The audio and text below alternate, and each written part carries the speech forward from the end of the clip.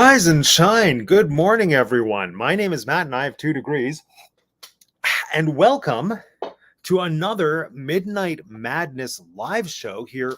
There's a bug here at Teacup For One. If you joined us last night, welcome back. If you didn't join us last night, welcome. The way that this is going to work is basically, if you didn't know, you probably know because you're watching this video, the giant Disney Expo is happening this weekend in California. And I can't be there because it was too expensive and I live on the other side of the continent. But just because I can't be there in person does not stop me from doing subpar coverage for it, which is what I'm bringing you here today. This whole idea originated because I was going to do a video just covering Matt's take on the D23 news last night. And then I thought, you know what?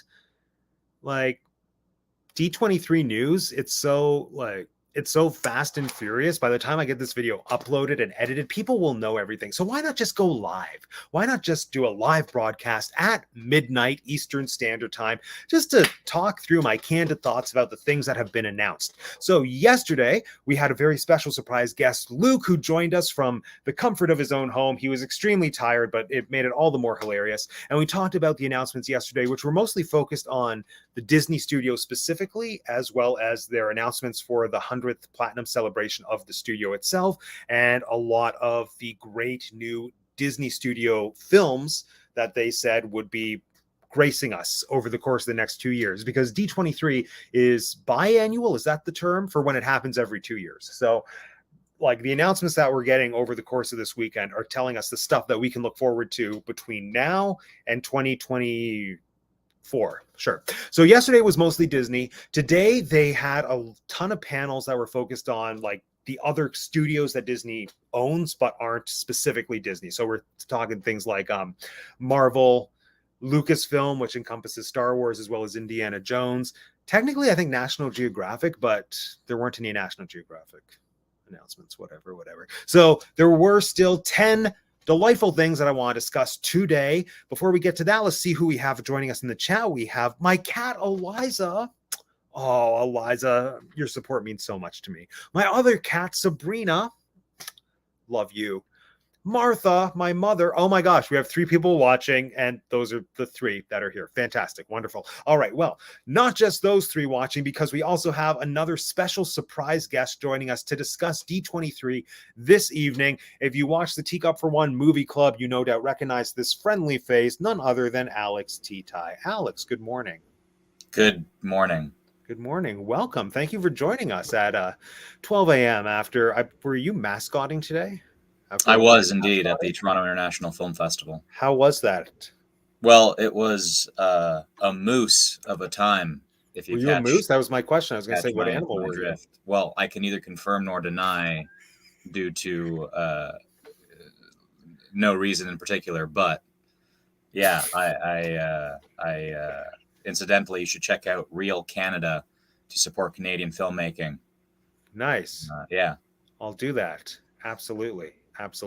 How's the TIFF scene? I wasn't able to go, which is why I'm doing these broadcasts instead, because all the movies I wanted to see sold out and oversold to rich people who are not me. How's the TIFF community doing? I mean, to be frank, even though I'm Alex, I've never attended a TIFF event before, so I can't compare. And being a mascot, it's difficult to make sense of the environment, although admittedly before and after my mascotting, I am walking around the space. I do catch glimpses, although my singular objective is to get to where I'm going both times. But that's fair. All that being said, it seems quite busy. It seems like things are happening. I've been hearing good things from the team that I'm working with in terms of the festival liking things, and I heard a lot of screaming today. I heard that Jennifer Lawrence and Daniel Craig might have been making some appearances today. Oh, well, yeah, Daniel Craig's movie premiered this evening, Glass Onion, just one that I didn't get to see. So have you taken a bunch of selfies with celebrities on the red carpet? I mean, again, being a mascot, it's hard to tell who is with me at any given moment. So while it is possible that there have been some real VIPs next to me, it's unlikely.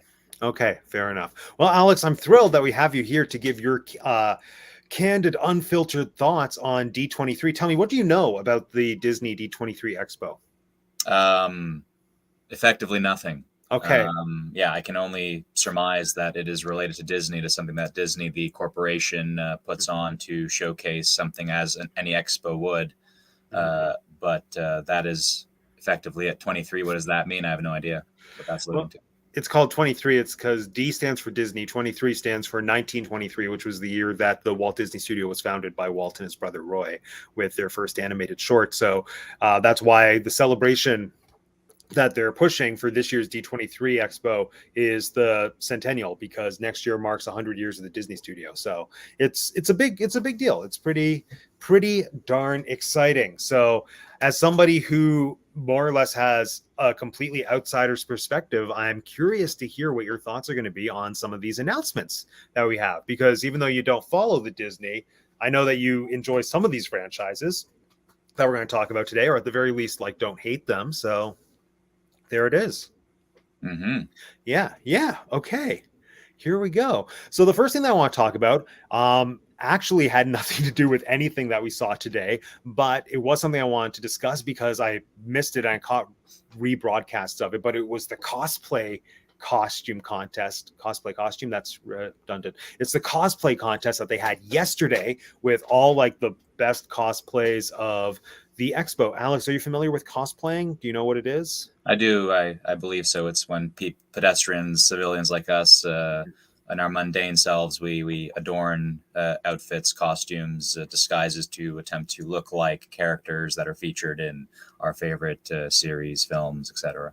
That's exactly what that is. So very good. So we're just going to do a quick rundown of yesterday's cosplay competition. Look at that. So these are all the finalists that got to walk the runway yesterday, as it were. It was hosted by Nina West of Drag Race fame, right there. And the general consensus is that Nina West is like by far the best host that they've had in this entire expo, because Alex, you probably don't know this because you have no reason to, but they've been live streaming 8 hours of content pretty well every day, both yesterday and today and tomorrow slash later today, Sunday. And so we've gotten to see some panels, and like the speakers are pretty awkward. It's just so evident that they're reading off the teleprompter, but like Nina West keeps the energy going. So good. So good. So yeah, just Nina West should host all the things going forward. But yeah, these are all the costumes that walked the runway yesterday. Just at a quick glance, do any of them stand out to you, Alex? I mean, Ursula stood out on my left, their right. Oh yeah. There, for a couple reasons. Yeah, there. My eyes went on the right there. I spotted the Elsa at the bottom there. But yeah, Ursula really kind of my eyes keep going back there. But in truth, I'm a slow processor when it comes to my mental powers. So it takes me a little bit to take note of any details here. The image is not the largest on my screen either. But yeah. Okay, I sympathize with you. So that said, I'm going to show you what was one of my personal favorite outfits of the competition. Here we go. So this is Agatha Harkness, but when she's disguised as Agnes the neighbor from WandaVision. Did you see WandaVision? No? I saw the Doctor Strange multiverse of madness, which apparently connects to WandaVision, but I have not seen any WandaVision content aside from that. That's a shame. It's a fantastic show, Alex. You're missing out. I know. Yeah. So I guess this costume means absolutely nothing to you then. I mean, it's a cool costume. I like how black and white how muted it looks. Yeah, no, and I'm sure you can tell, but like it's a full out black and white makeup job as well. Oh yeah, on the cosplayer.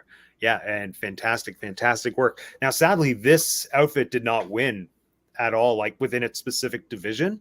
And I'm going to show you the outfit that did win in this division. Like this division specifically, I can't remember what fancy name they came up with for it, but the theme was like right off the screen. It was meant to be costumes and cosplays that were extremely screen accurate.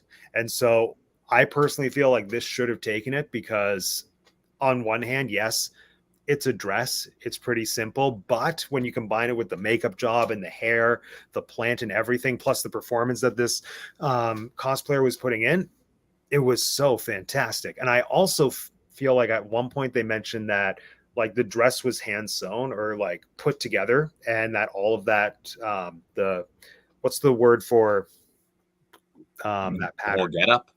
No, Oh, the pattern. yeah, It's like I don't know if it's a plaid, it's not plaid, but plaid, but it's yeah, that plaid-esque. yeah, all that the square like pattern was specifically lined up when sewing it. So I'm like, so much craftsmanship there, but sadly, no, it lost to Mary Poppins from the bad Mary Poppins movie. I know.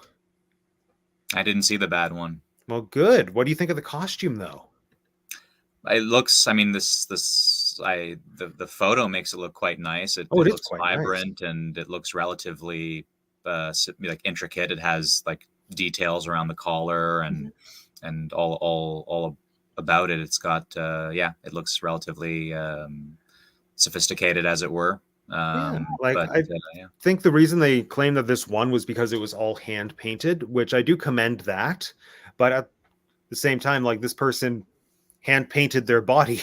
So Yeah, I agree with you, Matt. I don't have the reference, so I don't know how screen accurate either of them are really. But this one in particular, even in the group photo, my eyes did dart to this black and white looking lady, and it's very interesting to look at. Like really good job with the makeup and muted colors and everything. So yes, I do indeed. like it more than the Mary Poppins, but I also don't really fault anybody for picking this one, assuming again I have nothing to compare it to. But if this looks quite accurate in terms, like quite comparable to the screen version, then I wouldn't fault them for picking this one. At the end of Well the day. said. Like I thought the interesting thing was that the three judges that they had, they're all pretty prolific in the like Disney entertainment world, and they're all actors. And I do trust their judgment, but none of them, to my knowledge, have a costuming or a fashion background. And I think that's essential when you're judging a cosplay Costuming or contest fashion. because yeah, and everything was prejudged apparently. So it's the whole process where they come in and you get to meet the judges and then like explain your outfit and everything. And I've seen cosplay competitions at Fan Expo, and the people who are judging it have a very intricate knowledge of what it takes to put these things together. And I think the performers and the actors that they had judging these had an appreciation, but not so much a technical understanding. So I don't know, that's just observation. But anyway, this is another outfit which I thought was very interesting. Yeah. Do you know what it is? It's the Dumbo ride. Okay, I just made out Dumbo, but Yeah. Okay, it's the Dumbo ride at like Disney World / Disney Land. World / Land, exactly. Well, Magic Kingdom, if you want to be really specific. But the cool thing about this was that this outfit was actually motorized. So that entire section with the Dumbo like ride vehicles, Up and it was downers. able to spin, and each individual arm holding a Dumbo went up and down. So Cool. I know it is a feat of engineering, right? So this one in its respective category as well, and I can't remember what that was. And then moving on, this is actually the costume that won the entire competition. The Ant-Man The Wasp / the and Wasp and Doctor whatever, the quantum physicist. Dr. Dad. Yeah, the dad. What do you mean the dad? Yeah, it's the Wasp's dad. Yeah. The Wasp's the girl, right? Yeah, the Wasp is the girl. And then like Mr. Douglas, Kirk or Michael, whichever one's still alive. Yeah, that's her dad. Yeah. I think that's Michael. Yeah, sure. And now you don't see it in the photo because the photo's not moving, but the wings apparently were retractable, like they popped out, and I think that's what won it for her. I would have wanted them to buzz like a hummingbird. That would have been so impressive, right? Hold on, there's still a bug now that I feel like it knew we were talking about the Wasp. Bzzz. I know. So yeah, there we go. That is a brief overview of the cosplay competition. See, Martha agrees. The black and white outfit was fantastic. Like, that's what it's supposed to look like. Personally, for me, that's what would have taken it home. Out of all those outfits, Alex, which one do you think stood out the most? The one that stood out the most, the ones that we focused on for sure, the black and white. It's just the most, on the screen, on my screen, it's the most interesting look at it. Really, it does, like, it really looks black and white in a way that Like it looks surreal. It doesn't look like it's real. And Exactly, maybe, right? yeah, and maybe if I were in person, it wouldn't quite look that way, and it'd be more obvious that it was just makeup. But on the screen, in the pictures, it's like they CGI'd it. Exactly. Yeah. I know. Alas, it only won in our hearts. So there we are. So now we're going to move on to some of the other announcements. Well, we're going to move on to the announcements because everything we just talked about happened yesterday, but I didn't talk about it yesterday and I want to talk about it. So here we go. So Alex, since this is more your area of expertise, one of the highlights of today was we got the final trailer for the next Disney Plus Star Wars series, which is going to be landing in just about a week or two, maybe 3. It's like September 20th or 21st. It's Andor, not to be confused with Endor. Mm-hmm. Yes. Yeah. So how much do you know about this project, Alex? Nothing really. Okay. I know. Yeah, I recognize the actor and Rogue One fame and amongst other things, but I don't know anything specific about Andor besides what we learned in Rogue One. Exactly. So yeah, this is a prequel to Rogue One, and we're going to try out something kind of risky that I've never tried before. We're going to try to watch the trailer together right now, and let's just get your first impression. So this is the trailer that landed today at D23. They had already released a trailer, but this is like the last trailer before the series premieres. And I encourage you and I to talk through it because I feel like that reduces the chances of this video getting flagged. So here we go. Can you hear it? Yep. Okay. Music, so there he is. That's our hero. Saboteurs. Oh, spies. Okay, spies, saboteurs, assassins. Well done, terrible things on behalf of the rebellion. The rebellion. Cassian Andor. Is that Werner Herzog again? Tell me or tell yourself. No, that's not Werner Herzog. Is it not? Skarsgård guy. Oh, well, I feel like Werner Herzog is in this. No, that's Werner. Werner Herzog's in Mandalorian. Yeah, his character would still be alive at this point. Creators of Rogue One. We've chosen a side. We're fighting against the dark. No, I don't think so. Though maybe. There is an organized Who is she? effort. Have we seen her before? And get a hunt started. No. No. Okay. No. At least unless they've recast a character as. Is that guy Werner Herzog? I don't. Oh. No, I don't know. I don't come to force their hand. Okay. At what cost? That's a cool shot. Was that Werner Herzog? I was right. September 21st. That was not. No Werner Herzog. Stronger. It doesn't exist right now. Let's take them by surprise. Take them by surprise. Nice. Okay, so basically, it looks like it's Andor's like kind of. I don't know, his early rebellion escapades. I want to know who the blonde lady is. Okay, just really cool shots though. Andor. 3-episode premiere on September 21st. 21st, only on Disney Plus. Yeah. Okay, so I know we were talking. I know, trying to protect you from that copyright strike. Exactly. Were you still able to not take in what's your first impression of what we just saw? It doesn't give much context, but I think that's the point of a trailer, really. Like, I don't like trailers that just give away the farm and let us know what's going on. But yeah, what do you think? Because I know you mentioned before we went live. I'll let you talk, don't worry. I know you mentioned before we went live that you liked Rogue One, which I'm curious to hear more about that because I thought it was good but boring. Interesting. Well, yeah, no, I thought it was undeniably a well-made film, but out of all the things that we've seen from the Star Wars, I don't think that needs a prequel. Yeah, okay. So I'll just start with the trailer because it's the freshest, and I didn't pick up many details, but there are a few. So the main thing that I picked up were the cinematography, which one definitely reminds me of Rogue One, in the sense like Rogue One was unique in Star Wars film canon in how kind of dirty and gritty it made Star Wars, and especially for like a feature film. Now it wasn't like a trilogy movie or anything like that, but it was still I think the official, is it a Star Wars story? Is that the official sort of no, they've dropped that. Oh, for Rogue One it was, but it was okay. That was with it. Yeah, initially at least their strategy of like, don't confuse it with our like trilogy films. It's a Star Wars story. Not a Star Wars film. Yeah. But yeah, so that was like kind of the big thing with Rogue One was that it kind of brought Star Wars into this like saboteurs, spies, backstabbing, blood on. I mean, I know they did that with Episode 7 too. They had the blood on the guy's helmet, but Rogue One really kind of lived in that the whole time, basically. And so there was a lot of that in this trailer. A lot, not necessarily blood. I don't know if there was any blood, but I don't think there was any blood. But yeah, it definitely had that like gritty war-like quality to it that we don't always see in the Star Wars films. Like, I think a lot of the time, the battle sequences, I don't want to say they're glamorized or polished, but you don't get that real sense that it is a war in the stars. Whereas this feels much more, I don't know, desperate.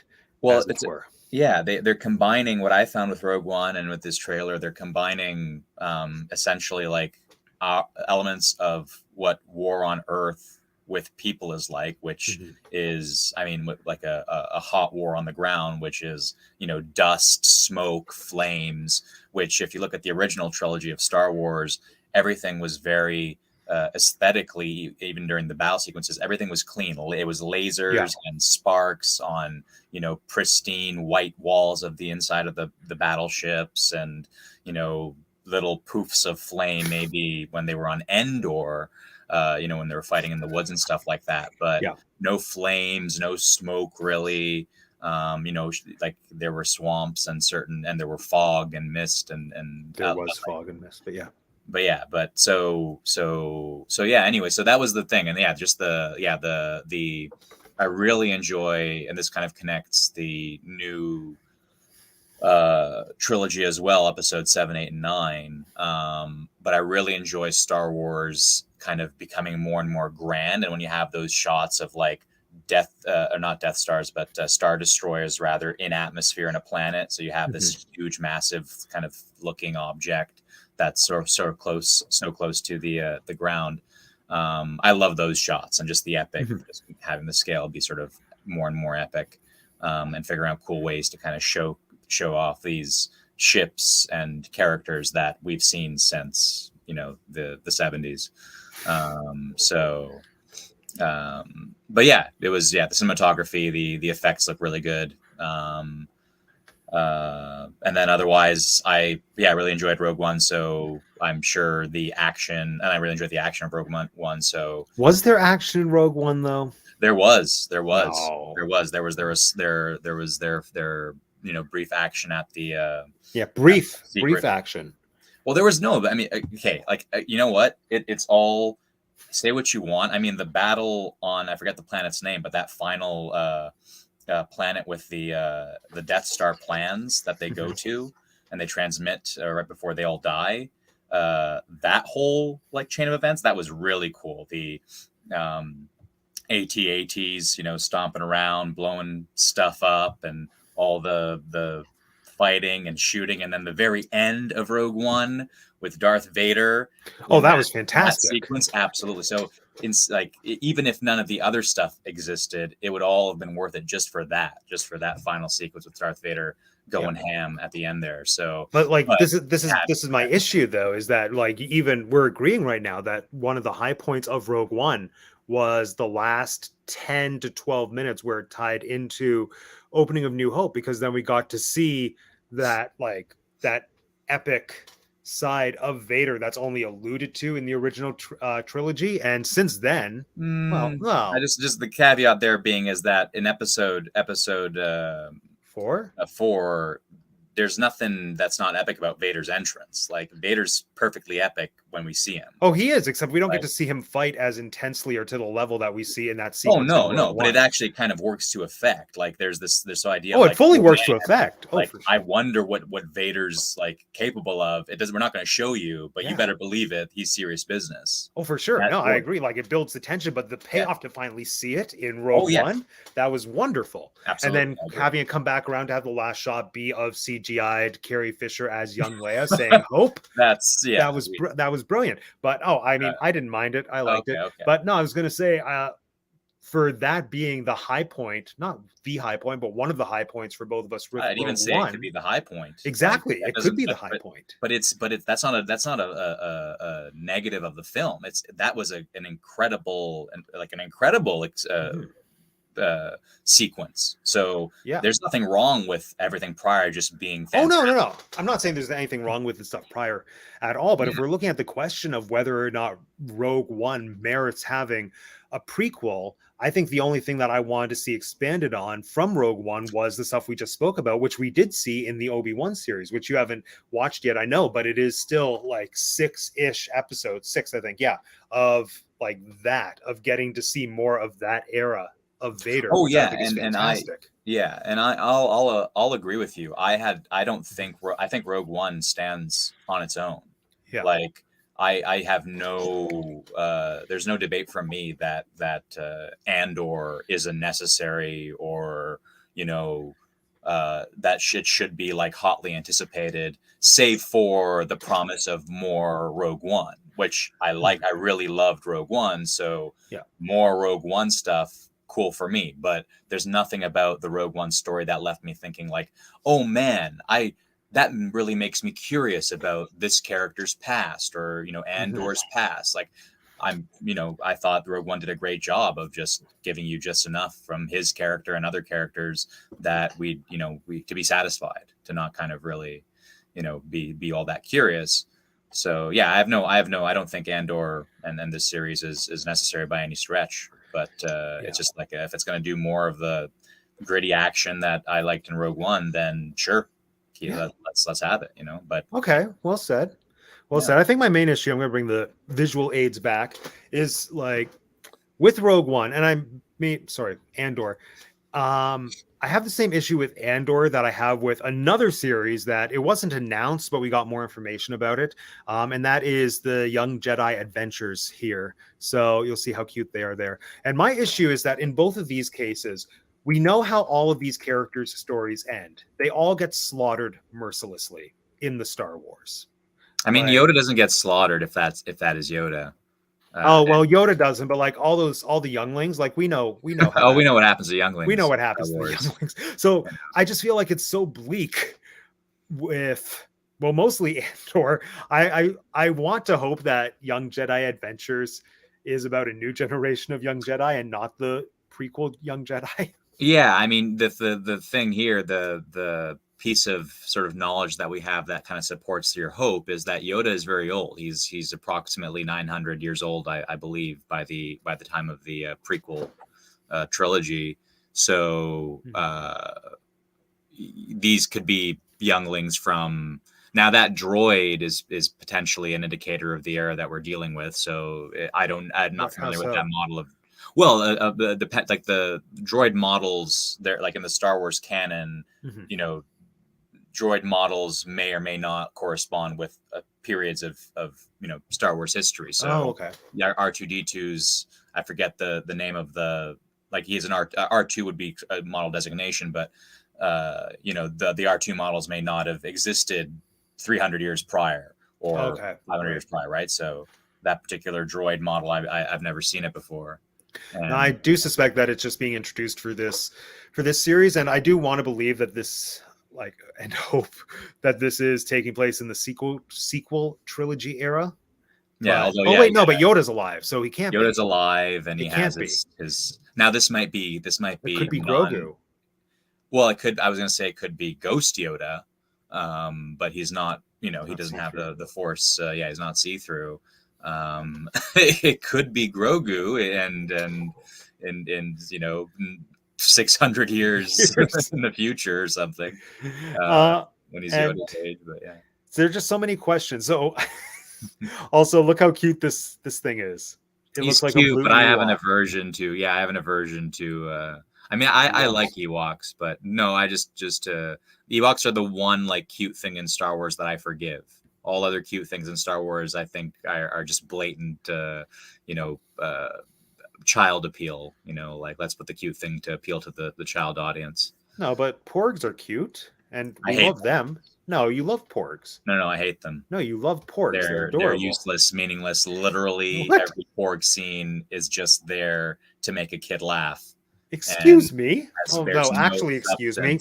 Keep talking. I'm still listening. I have to get something. It contains no substance in the Star Wars canon and universe. Porgs are. I mean, I'm sure, or I'm not sure, but I'm not going to make a categorical statement and say that there's no book or piece of extended universe content or whatever that somehow makes a Porg somehow meaningful to some character's journey in Star Wars, but specifically in The Last Jedi, which I believe was when they were introduced, Porgs are useless to the story and universe. They're not useless. They bring us joy. Look how cute.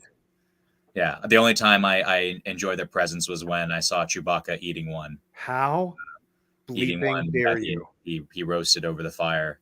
The what's it called? He skewered that. What's it, like a pig roast? Spit. Yeah. Pork on the spit. That was terrible. Pork on the spit. And then you saw the crying. Then you saw the crying Porgs. Yeah, I had a problem with that. I was like, yeah, Chewie, you just keep going, buddy. You don't stop for that. No, that was terrible. They're next. No, that was terrible. That was your snack. They're the main course. I can't believe you prefer Ewoks to Porgs. The thing is that it's probably just by accident. It's not necessarily a logical argument, although I'm sure I could construct one. I feel like Ewoks, like, they do have a narrative function. They took down some AT-ST walkers. Ewoks were 100% integrated into the Star Wars universe to sell teddy bears to kids. And I'm not disputing maybe the intention, but their implementation at least served narrative purpose in universe. Porgs do not serve narrative purpose in universe. Ergo, they are inferior. But I also saw Ewoks when I was, 10 years old. Yeah. And so at the time, my critical thinking skills were not quite as attuned as they are now. You're blinded by nostalgia. So you can't. Yeah, like, to an extent, I definitely recognize that Ewoks got it easy in that vein. But like I say, even if taking that aside and saying, okay, yeah, they're totally just there to sell teddy bears, at least they serve a narrative purpose, as opposed to Porgs. So, yeah, we could keep going, but there are more announcements we have to discuss. And in solidarity, my little Porg Obi is going to be with us for the rest of the presentation. And out of respect to you, I will turn Obi into a spit last in my Porg genocide. How dare you? Okay, moving on. So we also... I'm so angry right now. Out of respect. Okay, thank you. Only respect. Yeah, thank you. We also got some wonderful announcements about Christmas content that we're getting on Disney Plus this year. We are getting 3 Christmas/holiday themed series. Here we go. So we have 3. We have Best in Snow, Hip Hop Nutcracker, and Pentatonics Around the World for the Holidays. Alex, first impressions, which one of these stands out to you the most, just based on title and logo alone? Based on title and logo alone, probably Pentatonics, because that's a intricate sounding word. Yeah. And the logo is kind of gold and it has some speckles in it. It's got some details. So, I mean, Snow does as well, but yeah, overall the Pentatonics, based on those 2 elements, cool. That kind of draws me the most. Now, are you familiar with the Pentatonics? No, I've heard of them, but I'm not. I certainly have nothing jumps to mind when I think of that. Hey, then hold on. See if I can find us a Pentatonics video that we can talk through. Sure. Yeah.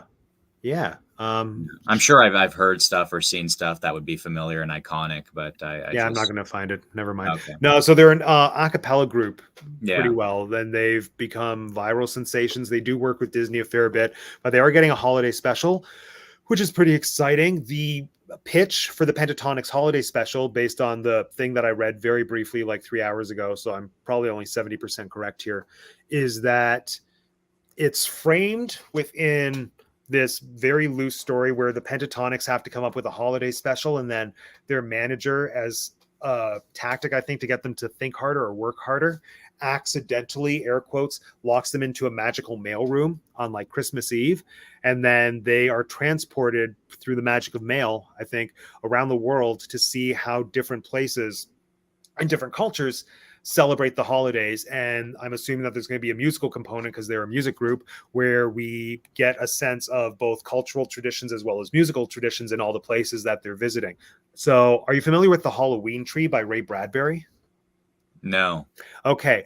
Well, it sounds to me like this is the Christmas version of, the holiday version of The Halloween Tree, but with the Pentatonics. So Halloween Tree is that also a meta film? Well, Halloween Tree. Do you know who Ray Bradbury is? No. He's one of the most prolific science fiction writers of the 20th century, but it's fine. So he wrote a children's book called The Halloween Tree, and that's about 5 friends that go trick-or-treating every year. They're like probably between 10 to 12 or so. And on Halloween, one of the kids gets really sick, and then his friends go to like be with him on Halloween, but they find out he's basically been like taken by the Grim Reaper. And so following him, trying to save his soul, they go around the world and learn about all different Halloween-esque traditions in different cultures and how different cultures celebrate death. And then at the end, they save him from dying or something. So this, to me, sounds like the holiday version of Halloween Tree. Yeah, And combined with Kiss Me Kate meta show. Exactly. Well said. We have a new friend here, Victoria. Hello. Thank you for joining us. Victoria, have you been following D23's Day 2 announcements? If so, let me know what your favorite one was. There we go. Oh, Martha loves porks. So there you are. So of these other 2 announcements, before I tell you what they are, like, what do you think Best in Snow is? Give me your first impression. Just title alone. What do you think this show is? I think it's a Frozen show. I think it has to do with the Frozen movies. / maybe it's some kind of like compiling of various like snow related Disney characters like Snow White and Elsa and Anna. But my first guess is just the strictly Frozen series. Strictly Frozen. Okay, it's a solid guess. It's actually a reality show, and it's one of those fun reality competitions. So if you're familiar with those shows where people like have to bake something in a short period of time, it's that, but for snow sculpturing and like maybe not ice carving, but I think it's based on snow sculptures. So I feel like they're given a challenge to say like create Anna and Elsa out of snow. You have 5 minutes. Go. Is Gordon Ramsay involved? Because I feel that would be only good, only a benefit to such a premise. Wouldn't it though? Wouldn't that be fantastic? Just having him scream and his fiery hot temper. You're not working fast enough. More snow. More snow. That'd be hilarious. I think it's also hosted by Titus Burgess. If not hosted, there's some musical component with Titus as well. So yeah, do you know who Titus Burgess is?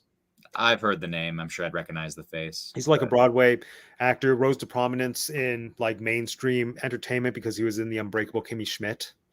Sure. He was Sebastian in the original Broadway production of Little Mermaid. Okay. Did he ever play the genie in Aladdin? No. Okay. Although in Unbreakable Kimmy Schmidt, the guy who originated the genie plays Titus's character's nemesis. So maybe, I mean, I know it's maybe there's a conflation there, yeah. But that's it.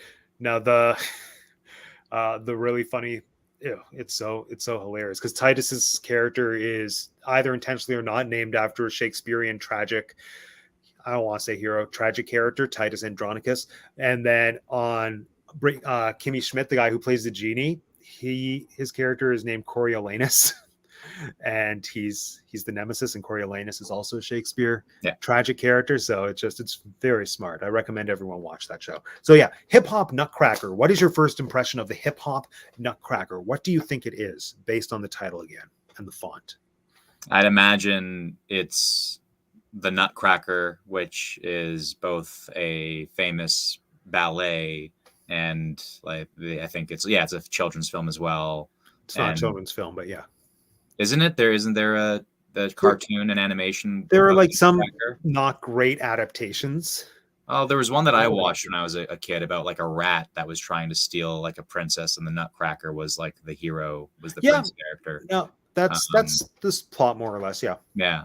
But anyway, and I just imagine instead of a ballet, it's a hip hop production. Maybe it's animated. Pretty much exactly correct. No, it's not animated. It is live action. From what I have sussed out, again, doing very quick research, Hip Hop Nutcracker is an actual production, a stage production that's been touring around the holiday season for around 5 to 6-ish years. And it's exactly what it sounds like. It's a hip hop rendition of the Nutcracker. So they rearrange and do pieces to Tchaikovsky's score, but just like within a hip hop lens, as it were. And that's the kind of stuff that I find really thrilling. First off, because I love Tchaikovsky, specifically the Nutcracker. I think some of the music in Nutcracker is amazing, and I like seeing different styles come together. So I think what Disney did for this project is they licensed to show the actual production, and then they're writing a very, very loose framework to like justify why we're watching it. I think it's kind of like Pentatonics around the world for the holidays, where there's a very mild conflict at the beginning, and then the solution is let's watch Hip Hop Nutcracker. Yeah.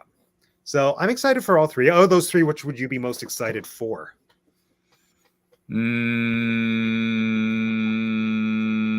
If I had to be You do excited have for to. one, then I would pick, I guess, the Hip Hop Nutcracker. Okay. Yeah. Which one are you least excited for? Best in Snow, I guess. Good choice. Good choice. But would you believe me if I told you that that's not all the Christmas programming that we have for this December on Disney Yes, Plus? I would. Yes. Yes. Well, here we go. Look who's back. Who is that? It's That's Chris not Kringle. what's his name? That's not Kurt Russell. No, that's Doesn't Kurt Russell play Santa in Christmas Chronicles. Yeah. Yeah, that's the only Santa I care about. That's not the reference I at all expected you to grasp out of thin air. Was Kurt Russell in the Christmas Chronicles franchise? Hey, now you know. No, this is Tim Allen. Don't you remember the Santa Claus? I do remember Tim Allen, but that doesn't look like Tim Allen. Although I haven't seen Tim Allen in many, many years. Well, look. You can see it in the eyes. You can see it in the eyes. You can see. Tim I can't. No, that does not look like Tim Allen. Tim Allen, yeah. Didn't he have? He was like he did like Home Improvement or something. Yeah, that's Tim Allen. Yeah. He's also the voice of Buzz Lightyear. Oh yeah, well, yeah. Not in Tim the new Allen's movie. A bunch of stuff. But yeah. Before 15 years ago, but Yeah, exactly. but well, he is back I now. haven't seen him. Yeah, he's back now so that he can be Santa Claus again in the Santa Claus. So, did you ever see the Santa Claus, the movie with Tim Allen? Yeah. When he turns, he metamorphosizes into Santa Claus, a la Kafka.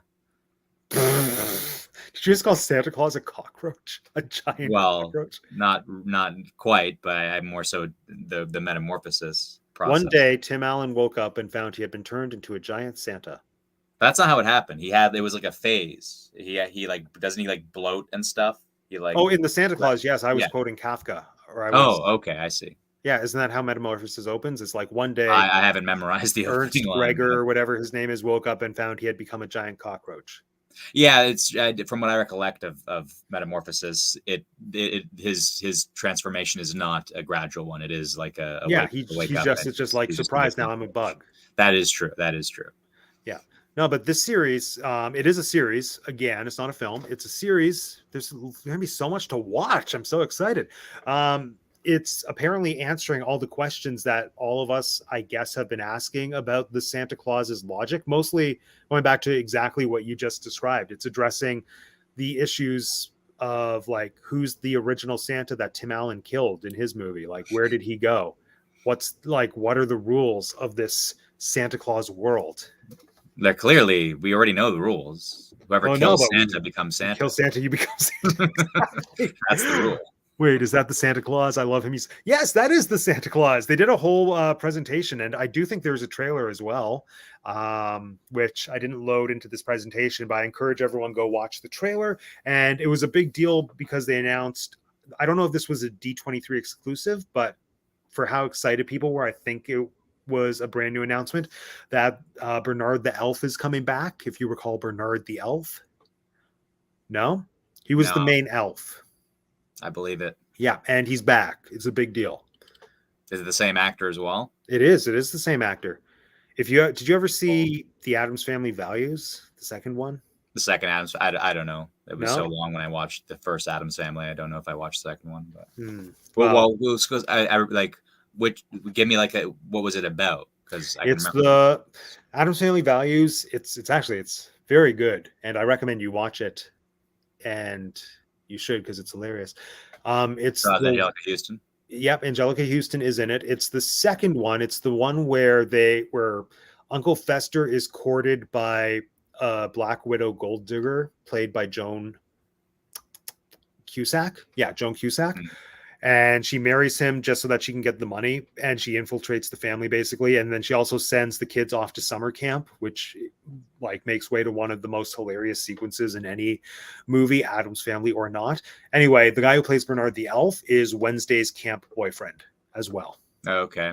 Yeah, that doesn't like the Fester plot line sounds familiar. Fester was a huge part of the first movie, right? Like he just comes. He is the first. The first movie is all about trying to find Uncle Fester. Yeah. But yeah, that there's like a vague familiarity with that plot line of a woman courting him and getting into the family. But the summer camp, I don't recall that, so I probably haven't seen it. You haven't seen it? Oh, we should watch it. It's so funny. We should. We should. Deal. Okay.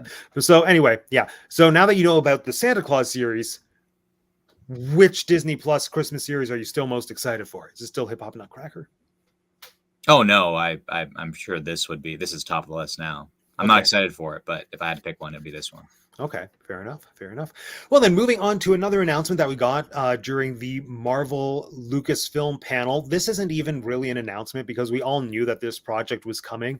And this is something that's kind of happened throughout D23, where they haven't given us any new information. They've just reminded us that something we know is coming.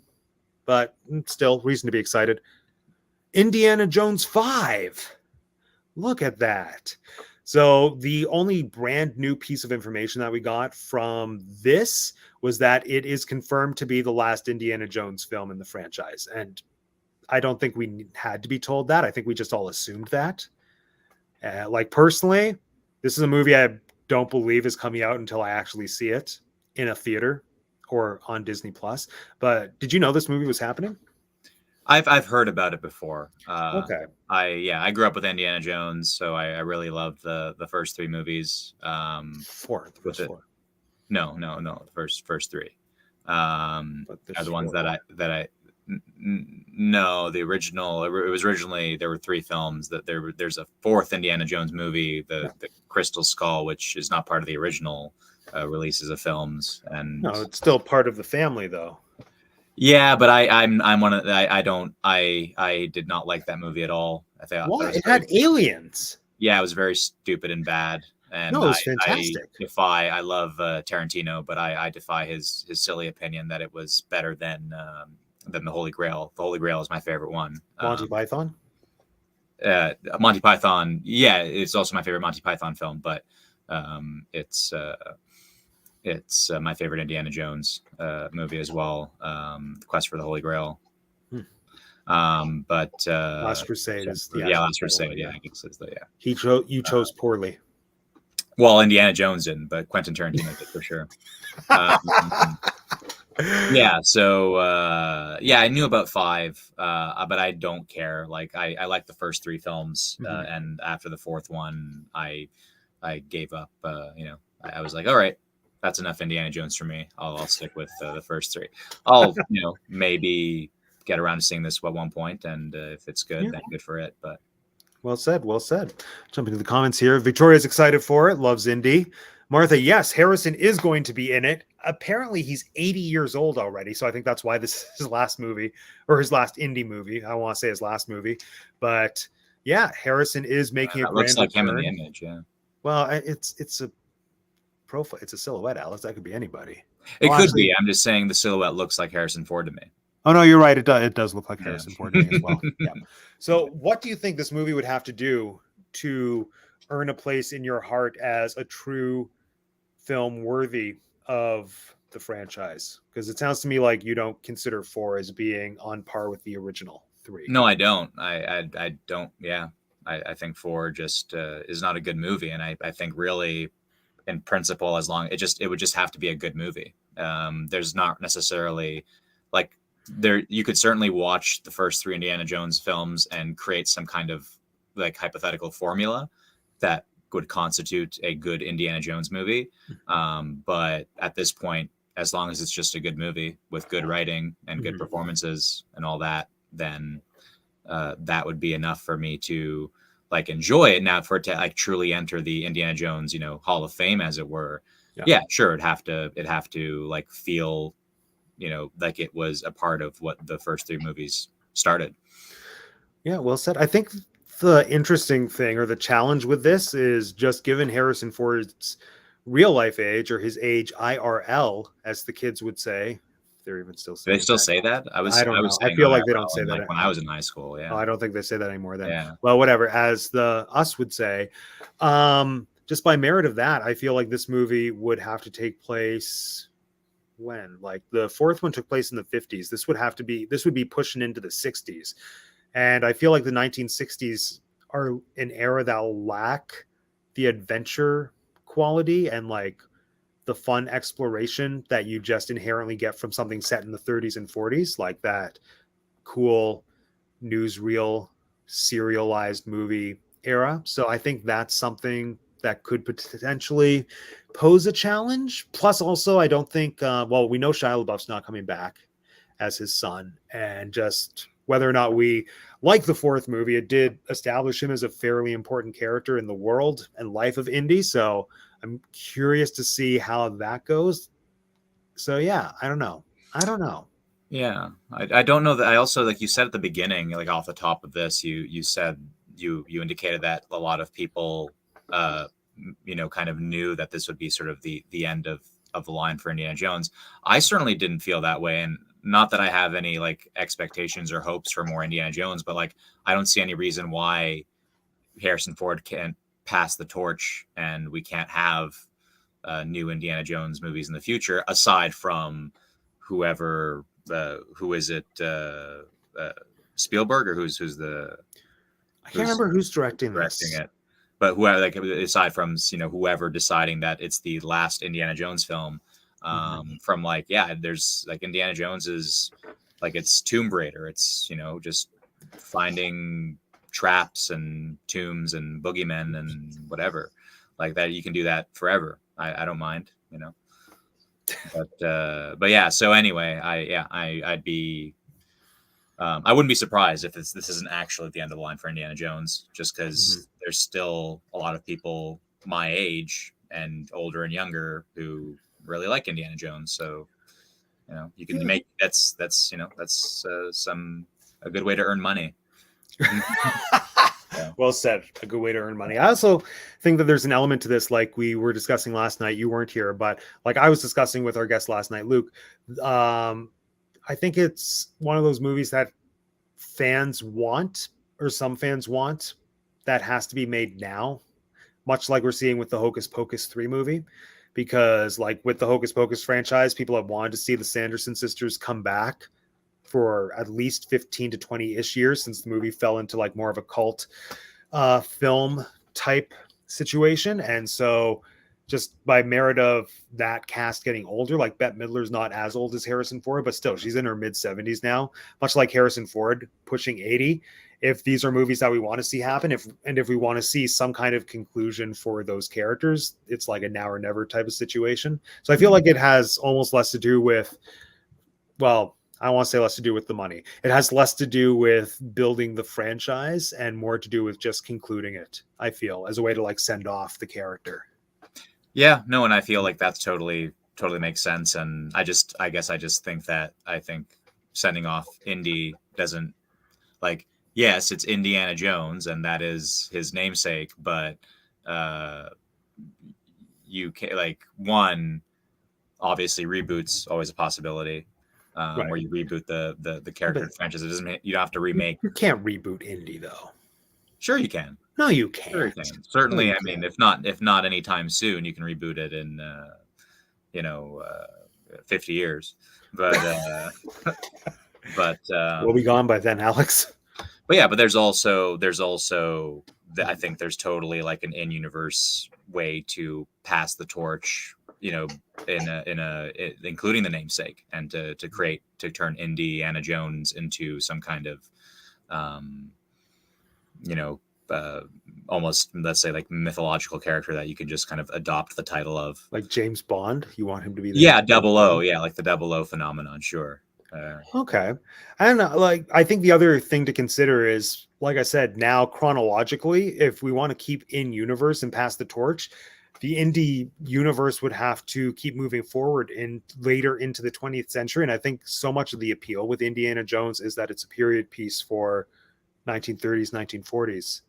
And once you go, unless it became a thing where like the next indie would probably have to be someone involved in the space race, would be my thought, which sounds like a joke, but I think that's legitimately, if you want to keep with the chronology and with the overall theme of exploration and the competition element of exploration, of trying to get somewhere first before somebody else.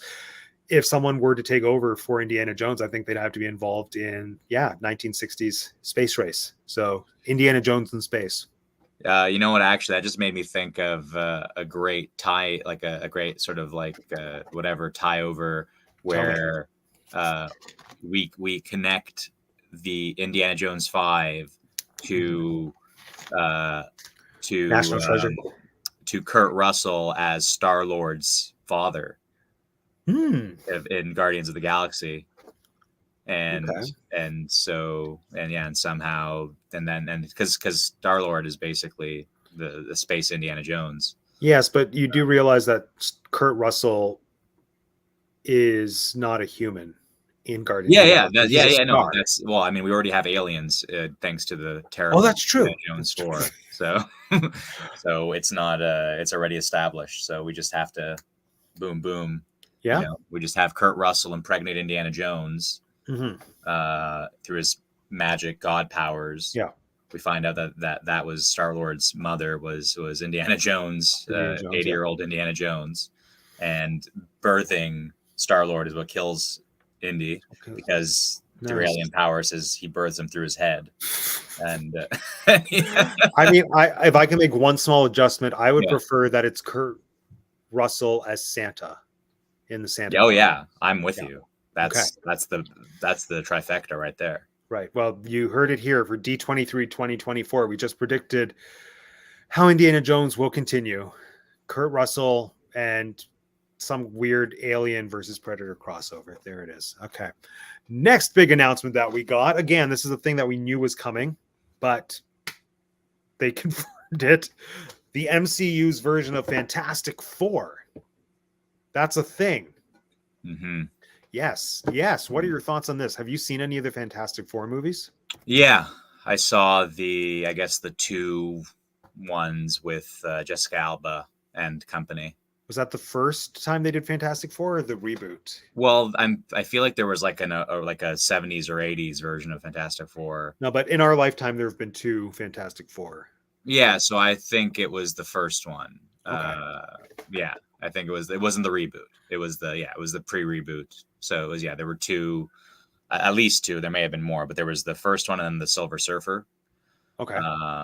And then I didn't watch the reboot, and so I don't know anything really about that. But yeah, I watched those two films. Yeah. All right. And what'd you think? I haven't seen any Fantastic Four movies. I've heard they're all terrible. Yeah, so I watched the first one, and the second one when I was pretty young. Just probably corresponds with the years they came out in, so probably like around 11, 12, 13, and maybe give or take 2-3 years. And I didn't hate them. I didn't love them. I was an adolescent boy, so Jessica Alba really forgave a lot of that movie for me. No spoilers for Fantastic Four movies. I won't. Although I have not seen them either. Although there is a statute as I understand it. Yes, true. As I understand it, Victoria, those movies ruined themselves.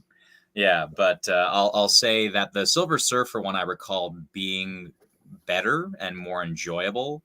I remember it. I remember the character itself, Silver Surfer, being really cool. Mm-hmm. Just the way, I don't know, just some of his powers and the way they made them look on screen and stuff.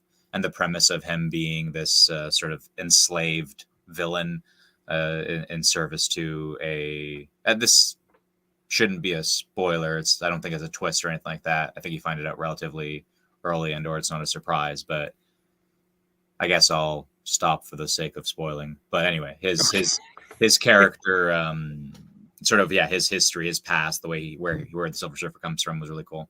But yeah, like all in, I on board with the critics that like overall, they're not great films, and they didn't do service to, like, they didn't generate a lot of like interest in the Fantastic Four as characters. Now, do we think that they'll work in the MCU? Just because, like, from what I Side note, gather, sorry for the oh, what are interruption. you gonna The say? just to say, Mr. I guess I think his name is Mr. Fantastic. Is Yeah, one of the Reed Fantastic Richards, Four. Mr. Reed Fantastic. Yeah, Richards, yeah, and he makes an appearance in the Multiverse of Multiverse Madness. of Rather. Madness. So that you cut So, me right. off because that's what I was going to segue to, Alex. Okay. Okay, well, you did it though. But yes, he did. So I guess my question was going to be, oh, I've lost it now. Well, I guess let's just jump off of that. I mean, that was a big issue seeing him in um Multiverse of Madness. Multiverse of Madness because for years the MCU fans have been lobbying for Krasinski to play Reed Richards. So it definitely was a fan service moment because however we see the Fantastic Four introduced into the MCU, it definitely won't be the version from that multiverse because we all saw what happened to him. So yeah. Yeah, although the multiverse does make it clear that there are like effectively infinite universes of the same, like there's multiple Doctor Yeah. Stranges. Oh no, And that's literally what I just said though.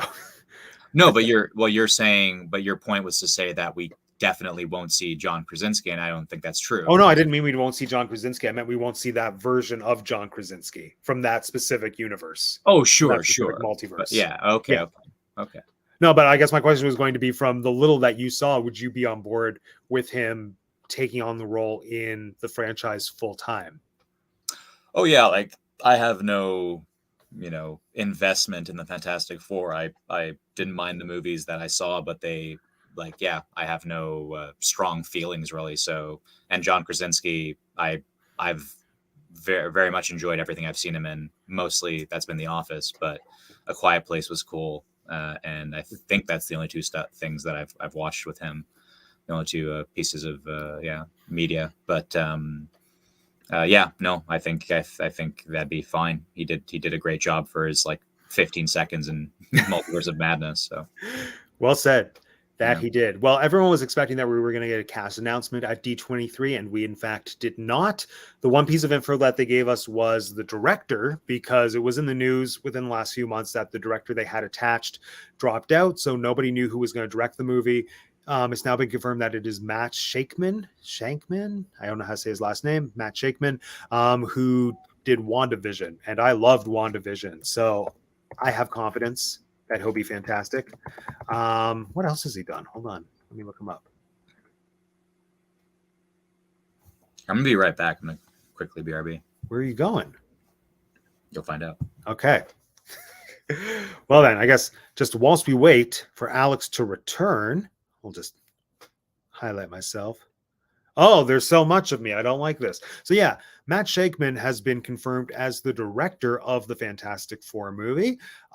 We also know him as the mastermind that brought us WandaVision. And honestly, just based on that alone, that has gotten the most interest out of me for the Fantastic Four movie that I think I ever could have had.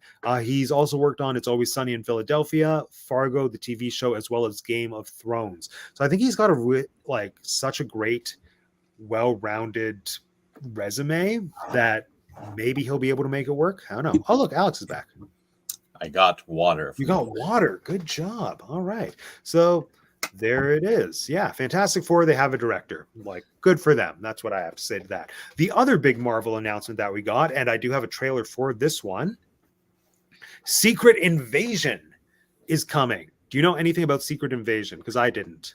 Not at all, but I know a bit about Samuel and his role as the whatever guy and whatever organization in the Marvel Nick universe. Fury. Yeah. Nick Fury. All right. So yeah, he is heading this show. Did you see Captain Marvel, the movie, perchance? Yes. Yes. Okay. So do you remember those reptilian alien creatures, the Skrulls? I do. Who disguise themselves. Yes, they do disguise themselves. Wait, what's your Marvel knowledge? Are you someone like me who just knows the MCU, or are you a smart comic versed person? No, I'm basically just like you. I'm relatively familiar with the MCU, with the exception of like all the TV series stuff. Okay. And yeah, now there are some like I've done some like internet research where to learn about some characters in the Marvel universe, like the Hulk, for example, and but for the most part, it's strictly MCU stuff that I'm aware of. Cool. Me too. Fantastic. So Secret Invasion, I'm personally quite excited for this because in Captain Marvel, one of the most intriguing things that I wanted to see explored a bit more deeply were those reptilian shape-shifting Skrulls. And from what I gather, that's the backbone of this entire series. So let's watch the trailer, shall we? And again, I encourage you to talk through it because it reduces the chances of this video getting flagged for copyright infringement. Here we go. Can you hear it? I can. Okay, good. So right now we're seeing, okay, aliens, probably the Beam of Skrulls. light, Yeah, big beam of light. teleportation. Fantastic. I'm guessing that's Samuel L. Samuel. An interesting guess. Okay, That but that McFury? did an elevator just drop down? Is that what I think he's happened? coming from an alien ship or something. You've been avoiding Earth. Yeah. Oh, I have that's called for your Robin help from plenty That's of Robin other from How I Met Your times, Mother, and you've Kobe been pretty Smulders. content to let those calls go Canadian. straight to voicemail. Yeah. It's interesting seeing her character come back too because she's been gone for so long. I like his beard. Yeah. He looks Okay, like he's been they're- fishing. They're aged. So They are aged. How much do you know about your security detail? What do you mean? How much do I know about it? And Don Okay, Cheadle yeah. is back. Yeah. That was actually a big Captain announcement. America- or Was not Captain America, Iron Man Light. yeah. He's I can't remember his Fury. Yeah, Marvel name. But yeah, that guy. yeah. We gotta be very careful. Wait, was that Werner Herzog? Oh, that's not running joke. No, but that's the guy from Rogue One, the Imperial villain of Rogue One. Okay. You're in Oh, no shape Olivia for this Colman. fight that lies before Olivia us. Colman. We love her. I Do you not know who Olivia Colman This is? just the haven't seen it. Not by beginning. name. Okay, well, my war. I like Ravens. Alone. I do like Ravens. I'm a I'm the Ravenclaw. last person Claw. standing between them and what they really want. What they really want. Look, it's a Skrull. Skrull, very nice. Ooh, And what is that? what is that? Oh yeah, that's the Squall. That's I don't jokingly referred to as Werner Herzog. He's the actor who plays one of the Oh, Skrulls. that's okay. So not Werner Herzog. No. Werner's just in The Mandalorian. There we go. So what's your first impression of the trailer for Secret Invasion? Again, it doesn't give us many details. It more so just gives us a vibe and an atmosphere. Yeah, well, there's less visual information I found compared to the Rogue One trailer, and I think most of the information was in the dialogue, which we spoke over. So, so yeah, I would say it. I don't know much about what it's about aside from.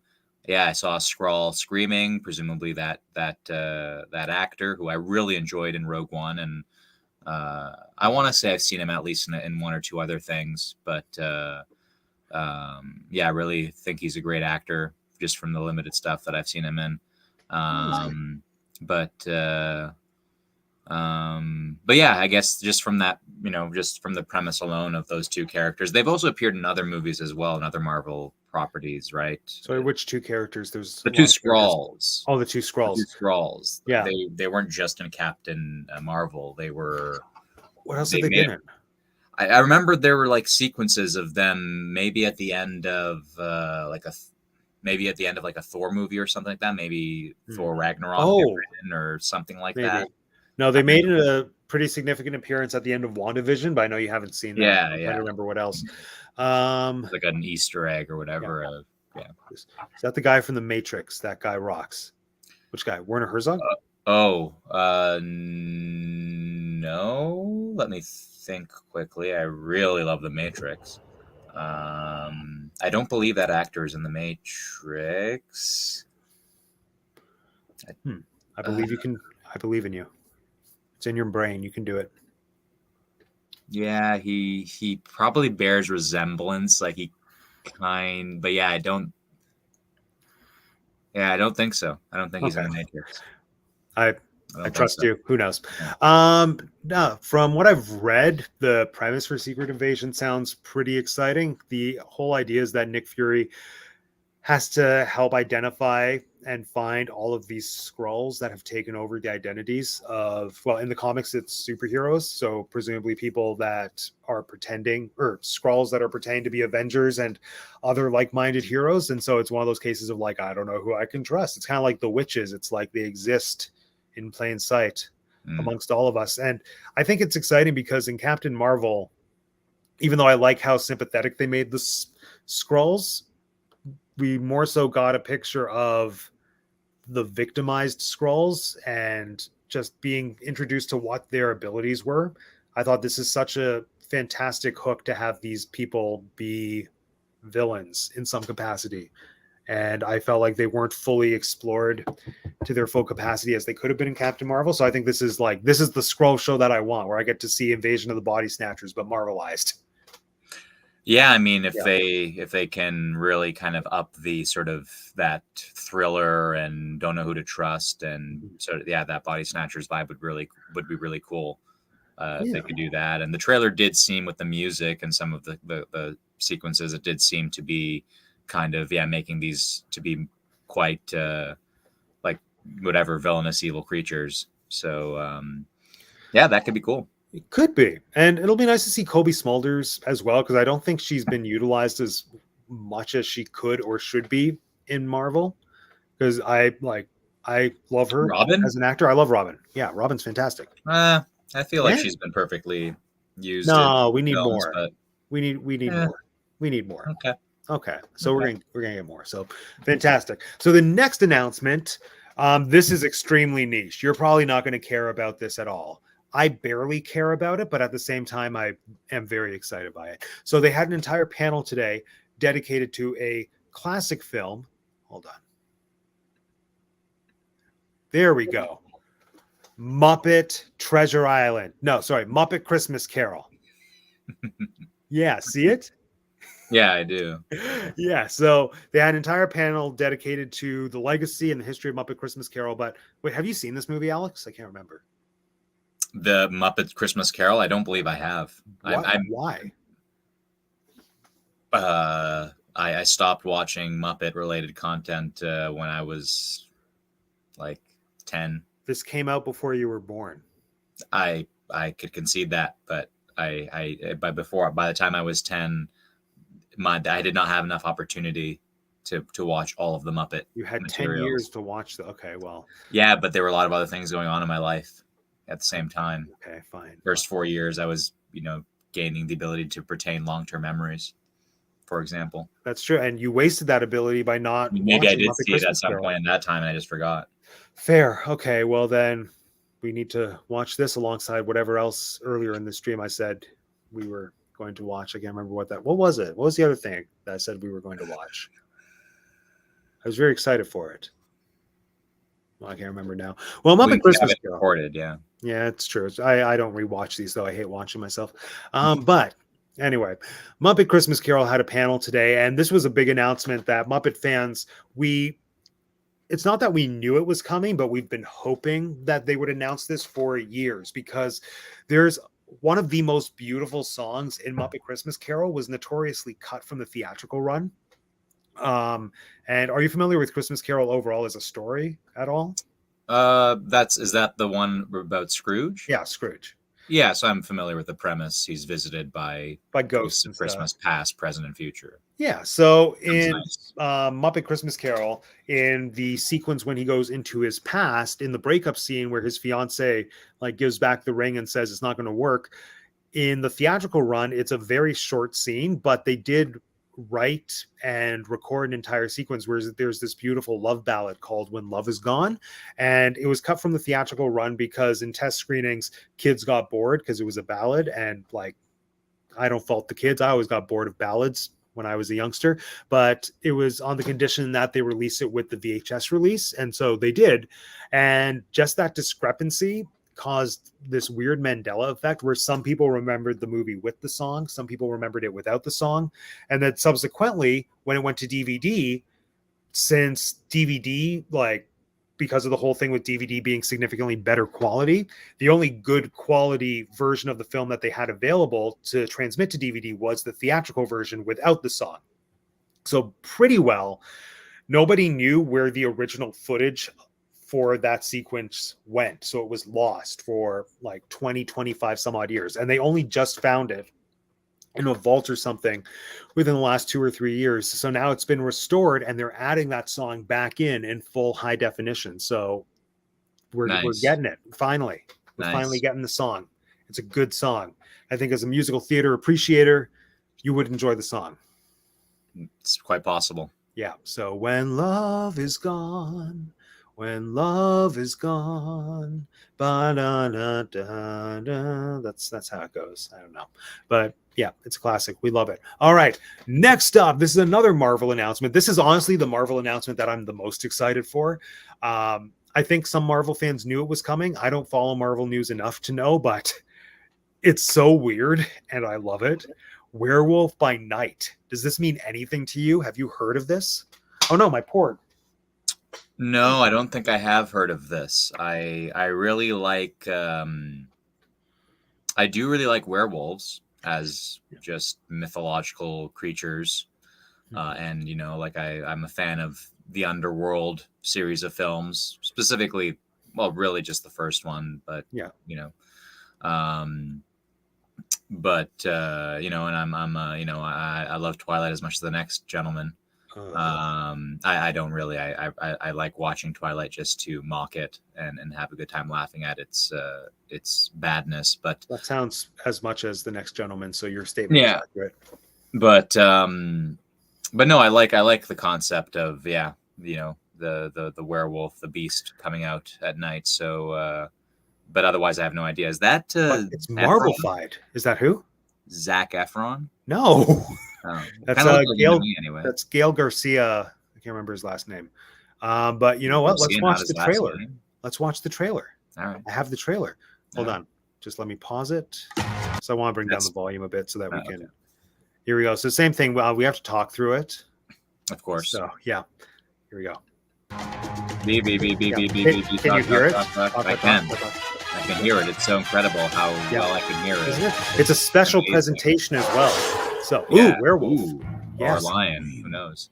You can't escape. Something you can't escape. The shock. There's a cult. There's people in hoods. Is that Anne Hathaway? I love this retro vibe. This like 1930s Universal monster movie aesthetic. It's not pre-talkie. It's like but the title card was kind of you know, was kind of that vibe. Ooh, is that Anne Hathaway? No, I don't think it's Anne Hathaway's. I can't wait. If she's going to be in the Marvel verse, it's not going to be in a Disney Plus special. Okay. Anne Hathaway like that. So far, I'm down. Like, I'm loving retro style. It's like, let's bring it on. Let's bring it back. You do want to see this, Charlie? Look, it's a werewolf. I haven't seen a werewolf yet. Well, I guess I have. Okay. Oh, did you notice there was like that little dot that flew by? Yeah, it was like Werewolf by Night. That one old guy with the beard reminds me of Odin. Oh, I see it. It's not Sir Anthony Hopkins, but there's Anne Hathaway light. See, I don't know. I'm so thrilled and intrigued by that trailer. Just everything about it. I love the old school aesthetic. I like the film quality, like just having the film burning. At the end, it feels like you're watching an old-timey horror movie projected in a theater, which I think is fantastic. But what are your first impressions just having seen that? Yeah, no, I agree with a lot of that. I like the aesthetic as well. And I mean, that's pretty much it. Yeah, it's cool. It's kind of in the same vein as that that cosplay that we were talking about before, you know. Yeah, just that idea, the same way that black and white cosplay, like, yes, it's visually interesting in comparison and contrast to all the like modern vibrant colors around it. But it's also like calling back to that retro style, that older genre and style, and similarly so is this. So that's interesting. It is. I like how different it is from what we've seen from Marvel before. And everyone was billing Doctor Strange as like Marvel's first foray into horror movies, which it was. It definitely had a horror vibe to it, but it was more of a like campy 1980s horror, which like by merit of who directed it, that's what it was. But I like this. Like, to me, this is more so the style of what I wanted from Universal's failed attempt at reviving their monster franchise. Because did you know that was a thing they were trying to do? Remember when Tom Cruise was in the Mummy reboot? Yeah, I do. I never watched it. No, nobody did. That's the problem. But it's because Universal was trying to compete with the MCU, but because Universal doesn't have any superhero properties, the one thing that they do have is all of those classic monsters. So like Dracula, Frankenstein, Wolfman, Invisible Man, whatever. So they wanted to rebrand them as action heroes and have a shared cinematic universe with the monsters as action heroes. And I think it was canceled very promptly after that Tom Cruise movie proved it was not a good idea. But like looking at this, like this to me is what Universal should have been doing, like embracing that 1930s look and feel that makes their characters and their monsters so iconic. And it's just entertaining to me that Marvel is doing a better job with Universal monsters than they are. Yeah. I mean, wasn't Marvel prior to Disney's acquisition of it? Weren't they associated with Universal? In what way? Like the theme parks a little bit.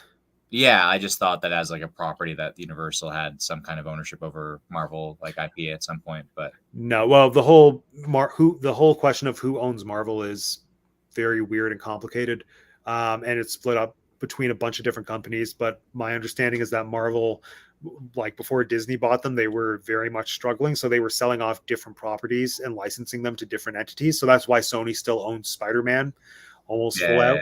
And they licensed them to Universal to put in the theme parks. And then when Disney bought Marvel, they came up to a very complicated agreement that allowed Universal to still use them and license them in their parks, probably paying money. And then the condition is that Disney's not allowed to have any Marvel characters that exist in Universal's theme parks in any of their theme parks that exist geographically west of the Mississippi River. Okay. So that's it then. It was just the Universal like theme park association that I was making.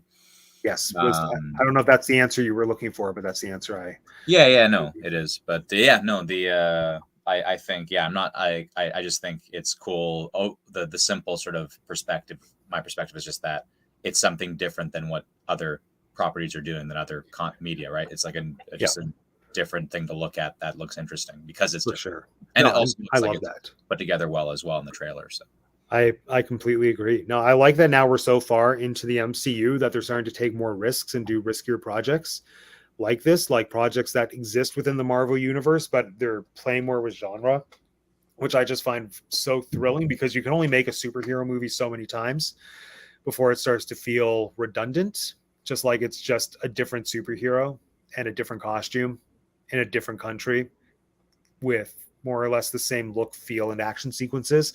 But from what we've seen with things like WandaVision recently, or even Hawkeye last year, to just put the traditional Marvel content within the framework of a Christmas series, kind of making it like Marvel Die Hard. I love that. I like seeing them play with different genres. It's pretty thrilling. So love it. Okay. We're down to the top 2 most exciting announcements from day 2 of D23. Are you ready, Alex? I think so. Okay. They announced the Thunderbolts cast. Oh. Does that mean anything to you? Is not really. Neither did I until like 5 hours ago. But I mean, these look like X-Men and Fantastic. It looks like a combination of everything, actually. Yeah, it's like Fantastic Four, Captain America, and X-Men. Kind of. Have you seen any of the Disney Plus Marvel series? No. Okay. That explains why some of these characters don't look familiar. Oh, that's the Winter Soldier, right? That is the Winter Soldier, yeah. Okay. I guess that's his friend beside him, but no, that's not his friend beside him. Okay. So first off, what Thunderbolts is, I think, is the first thing that we need to address because that's that's Scarlett Johansson's character's dad. Yes. Fake dad. Good job. Yeah. Yeah. Did you see that movie? Yeah, I did. Really? The Black Widow, the prequel. Yeah. Yeah. Oh, so then you recognize in the middle that's her sister. That's Yelena. Yeah, I didn't recognize her because she doesn't quite look like the actress, in my opinion, right now in that rendition of it. But yeah. Well, that is her. Trust. I believe it. Yeah, there you go. So Thunderbolts, from what I can suss out, looks like the MCU's, or not even the MCU, but just Marvel's version of Suicide Squad. Do you know Suicide Squad or I know do. of them? I do. I Again, I watched the know. 2 movies. Oh, more than I've done. So then, why don't you explain to me what exactly Suicide Squad is? Like, Well, what are they as a group?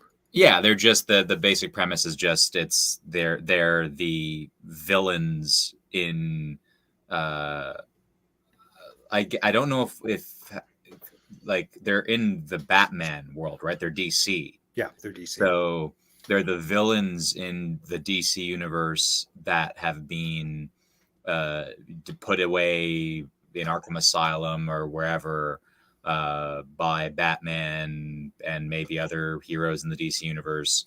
And basically, the long story short is the government has decided to create a Suicide Squad composed of these incarcerated villains. The idea being they send them on suicidal missions so that, best case scenario, like it's a win-win. Either they achieve the mission, which saves the world, or they get killed, which gets rid of these villains.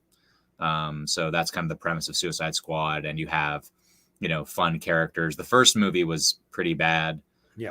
The second movie was really good. You have like Harley Quinn as played by what's her face, Margot Robbie. Yeah. And who's a very fun, funny, quirky character. And then you just have a bunch of like, in the first one, I think there was a Crocodile Man, Killer Croc or whatever. Then we get a shark in the second one. Yeah, right? Shark Man, who was really funny and sad. And does he talk? He talks. Okay. We should watch that. Like, it's a great movie, and there's so many layers. But basic premise, Suicide Squad. Let's get these villains together, and best case they save the world. Worst case they all die, which is still great because they're evil villains. Well, I think what you just described is exactly what Thunderbolts is, but just in the world of Marvel. Because the one description I have for this movie is a group of villains go on missions for the government. Yeah, so that's the very, very similar premise. Although Bucky, I didn't realize would be considered like the Crimson Strongman and I don't know. I guess, and the blonde spy chick, and is that her mother, her fake mother beside the? No, I think that's Taskmaster. Okay. Who's the girl that Black Widow thought she killed in her movie, but then she didn't. Oh, okay. Yeah, just one of the other indoctrinated. One of females. The widows. Yeah.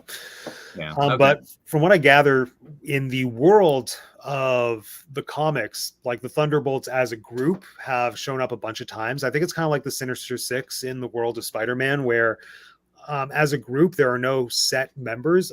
Like it's just kind of been a revolving door of different assortments of people that have filled out a group that's just had the name of Thunderbolts.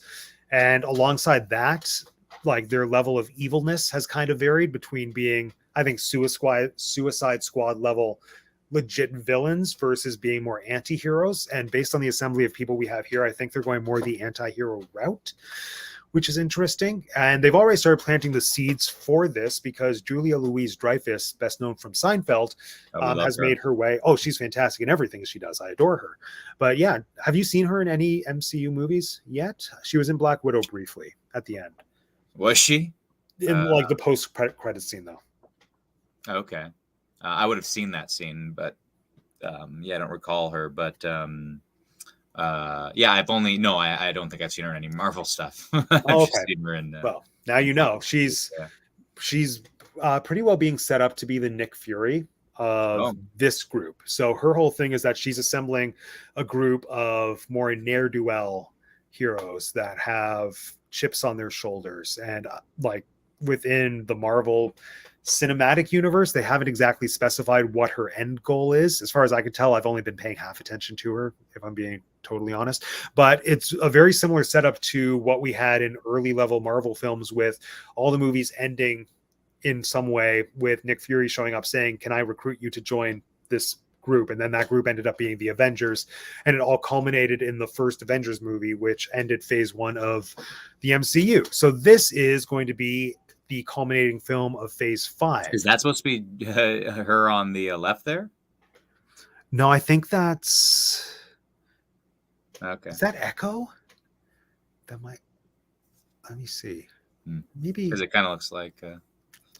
hold on. I can find out who that is. Hmm. It is... Oh, wait, maybe that is her. No, that's not her. I made it. Ghost. Looks a lot like her. Oh, okay. I guess it is her. Yeah. She looks so much younger, though. I mean, it's a drawing. It's Oh, yeah, you're right. photo. No, yeah, you're right. That's her. Yeah. So, yeah, this group it starts with her. She's like the Nick Fury. So she brought them together. She's a countess, apparently. Then next to her, I think that's Ghost from Ant-Man and the Wasp. Oh. Yeah. Remember the girl who like Okay. goes through walls and stuff? Even though I thought Michelle Pfeiffer cured her at the end. Sure. I didn't pay too much attention to Ant-Man and the Wasp. It wasn't my Yeah, favorite neither film, did but- I know, but boom, yeah, it Yeah. happened though. Then next to it, yeah, those two characters from Yeah. Black Widow. Then we have Bucky. Then next to Bucky, that is U.S. Agent. So he was a prominent character in Falcon and the Winter Soldier. Which is a series. Yeah, it's a series on Disney Plus. He looks like the Captain Bugs America have. Light, but So the whole premise, at least in the world of Falcon and Winter Soldier, is that he's hired and recruited by the U.S. government to be the new Captain America. And then he's a lot more corrupt and he doesn't have the same like moral guiding principles that Steve Rogers had, because for him, it's all about trying to be as good as Steve Rogers. And he's very much driven by ego. And he like very brutally kills somebody and decapitates them with Captain America's shield, which was a fantastic and very disturbing sequence. And then at the end, Elaine from Seinfeld shows up and she says, "You know what? We don't need a new Captain America. We need a U.S. agent." And I think that's a big deal to people who know the character from the comics. Then she gave him this new suit, which is like a black version of the Captain America suit. And so he's basically Captain America evil. That's nice. how that goes. Yeah. And he's played by Wyatt Russell, who is Kurt Russell's son. Okay. And Goldie Hawn's son. I know. He's like a Hollywood royalty right there. What about the skull face? I think that's Bellator. Taskmaster. I think that's the Oh, okay. girl from, let's see. Yeah, it's Antonia Dreykov, known as Taskmaster, an agent of Red Room, brainwashed by her father. She studies her opponent's fighting style in order to mimic them and learn how to use it against them. Oh, that's an interesting. Have we? Yeah, she was in Black Widow. She's the main person in Black Widow.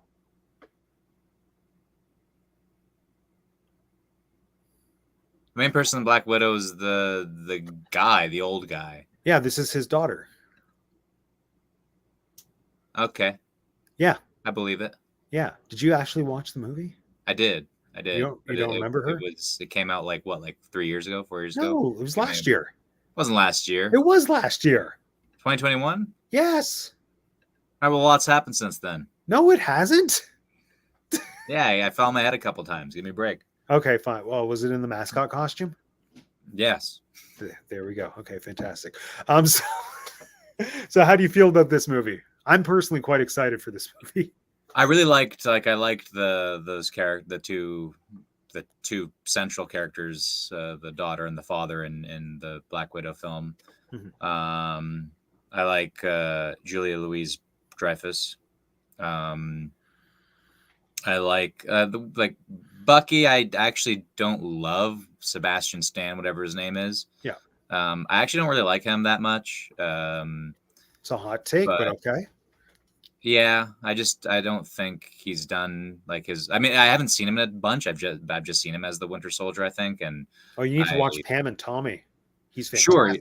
Yeah, and I don't doubt that. Yeah, I feel like it. I feel like it's not necessarily his fault. I don't necessarily like.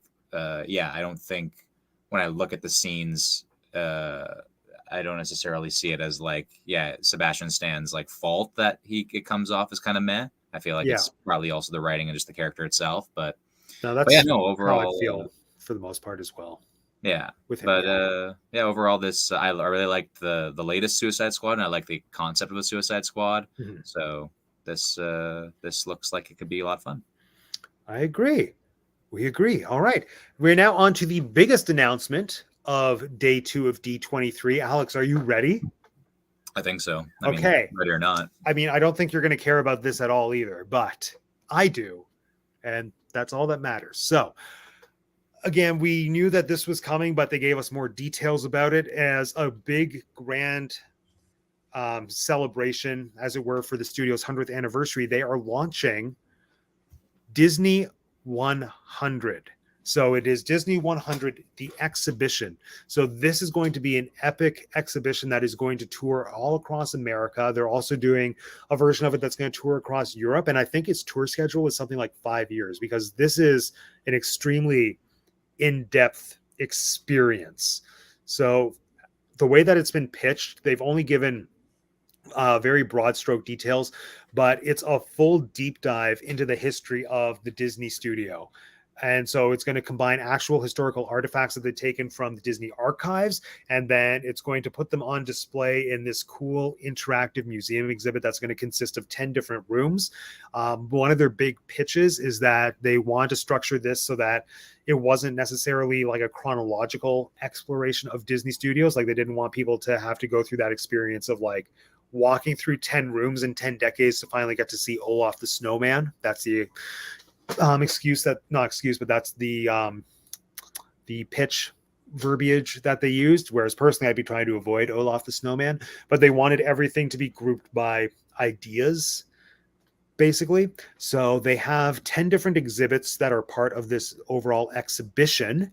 So it has where it all began, and I think that's the only one that is a little bit chronological, that gives you some insight into the history of the studio. And they're going to have like this cool animation wheel that I used to know the name of, but I forget, that Walt Disney actually owned, that dates back to the 1870s, which is so exciting. But then all of these other exhibits and rooms are just based on, again, ideas and how they've been explored to create some of our favorite Disney movies. So one that I thought was really cool that they previewed was the magic of sound and music. So that's an entire exhibit and an entire room that just focused on sound design and music production. So they're going to have some of the Foley equipment effects that created the sound effects for the classic Disney animated films. There's going to be insights into the composition and the music that has created all of our favorite Disney movies, which I think is thrilling. Illusion of Life is all about the actual artistry of animation. And yeah, I can't remember what these other rooms are, but it sounds amazing. That's the main thing. It sounds fantastic. And it's going to be touring, and it starts in, I think, Philadelphia. I think it's starting in Philadelphia or another city/state that starts with a P. Maybe it's Pittsburgh or Pennsylvania. It's starting in one of those P places in the States. And the only other 2 locations that they've confirmed so far for the tour are Chicago, Illinois, as well as Kansas City, because Chicago is where Walt Disney was born, I believe, and raised. And I think Kansas is where he started his studio. Or maybe I flip-flopped that. Either way, Kansas and Chicago. Those are like 2 places significant to Walt. I'm personally hoping that this comes to Canada. And if it doesn't, I'll be very angry. Yes. Yeah. And then coinciding with this, they have these beautiful museum quality books that are going to be released. So if you've ever been to a traveling exhibit at a museum, I think it's going to be very similar to that. Like, have you ever been to a traveling art exhibit, Alex? Yeah, the AGO. Yeah. Like, you know how they have like the 400-page book that's a complimentary situation to it, where like you get to see all the art, and then it gives you essays about it. It's basically that, but for Disney films. And I'm very excited for it. Why aren't they coming? See, I don't know if they are coming to Canada. They've announced that there's going to be 2 versions of this tour. There's the US tour, and then there's the international tour. But I think the international one is more focused on Europe because it's starting in Germany. I'm positive that this will probably make its way to Toronto. I would think it has to come to Toronto. And I would also assume that it would probably be the US leg of the tour as opposed to the European one, but only time will tell. And if it's not coming to Toronto, then I guess I have to cross the border and go to New York or something. So we'll find out together. But yeah, Alex, on my very basic introduction to what this is, what are your first impressions? Do you think it's something that's exciting for everybody, only exciting for Disney fans? Would you go? Would you enjoy it? What do you think? I think it's interesting. I would have no, like, I would go like with you or with a friend, you know, or with somebody who was interested in going, but I wouldn't go, like, I wouldn't seek out to go of my own sort of interest, you know, unless it was like free and I was right next to the museum where it was being exhibited and I had nothing to do. Then it's like, oh, sure, I'll walk in here and spend my time, you know, if I'm looking for a way to kill time. But yeah, but it is interesting for sure. I have, you know, been to Disney World, and I've gone through, it was, I guess Magic Kingdom was, I don't know if I did. Oh yeah, I did Magic Kingdom in Hollywood Studios. And I guess, I don't know which one has like that. There are a couple of different things. One of them was that experience where you're sitting down and there's the stage is sort of circular, like it spins and you get to see different. That's Carousel of Progress in Tomorrowland and Magic Kingdom. Yeah. And then there's another facility where you're walking through and you get to see sort of the way the old school Disney animations used to be created. That's one man's dream in Hollywood Studios. There you go. So I've experienced that, and I find that stuff interesting. So I'm sure there'd be interesting stuff here for me as well. But yeah, I think in principle, it's definitely something that is. I don't see it as attracting a lot of people who are not already either familiar or invested with, you know, Disney's properties. I mean, I guess to say that there are people who aren't familiar with Disney's properties is kind of weird. I feel like, you know, Disney owns most of the world at this point. But yeah, no, it's definitely interesting. But I think most people are going to be sort of the bigger Disney fans and not so much the casual fans, I would guess. Although there are Disney fans, as you said, absolutely everywhere. We're like the Skrulls. Oh yeah, I feel like most people are Disney fans to some extent. Absolutely. Yeah. All right. Well, there it is. Those are like the 10-ish things that I found most exciting. Out of everything we talked about today, what piqued your interest the most? Well, it's late and I've hit my head a couple of times in my life. And so it's, I don't have a perfect recall of everything we've done tonight, but off the top of my head, I'd say the Marvel version of Suicide Squad is probably the most up. Okay, now I'm remembering. We also looked at Andor. Those two things are probably the top stuff. I like Star Wars. I liked Rogue One. Yeah, and I like Suicide Squad, and I like Marvel, and I like some of those characters. So between those two, this Marvel Suicide Squad, was that supposed to be a series or a movie? No, it's a movie. It's like it's the big movie of the current phase of Marvel. Okay, so that one I'm almost definitely going to be like seeing in the theaters. Yeah. So that's probably the one that I'm most like. I'm not excited about anything, but that's the one that I'm the most like. Okay, yeah, I'm definitely going to see that one in the theaters. I'm definitely going to engage with that content. The Andor, you know, once I get around to resubscribing to Disney Plus, that might.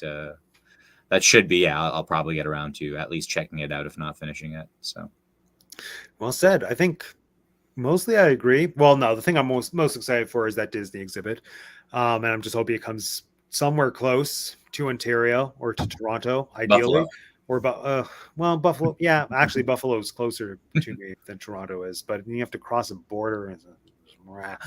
Although I'm really excited for the Marvel Werewolf show. And that's pretty soon as well. That's coming out in a matter of weeks. So that's exciting. Oh, no, my pork. And yeah, lots of good stuff. Well, and also, I mean, there wasn't a porg series, but I'm hoping one of those things has more porgs because I love them. Yeah, well, like when I get around to my work with the porgs, there'll be a some kind of You documentary or stay away. something. You stay away from these sweet, beautiful birds. Oh yeah, I'll do it at a distance. No, I mean like no. You Targeting. How dare you? Okay. Well, Alex, with that, thank you for joining us. Anything you want the nice people to know about you, about your work, where people can find you, what you're doing? Tell us all the things. Yeah, no, for the most part, I think the nice people should just mind their own business. And if they're really interested, then they should pay attention to you, and because we do stuff together from time to time, so online and elsewhere. So yeah. All right. Well said. Thank you for joining us tonight, Alex, and for providing your insights. Always a pleasure. And with that, friends, my name is Matt, and I have 2 degrees.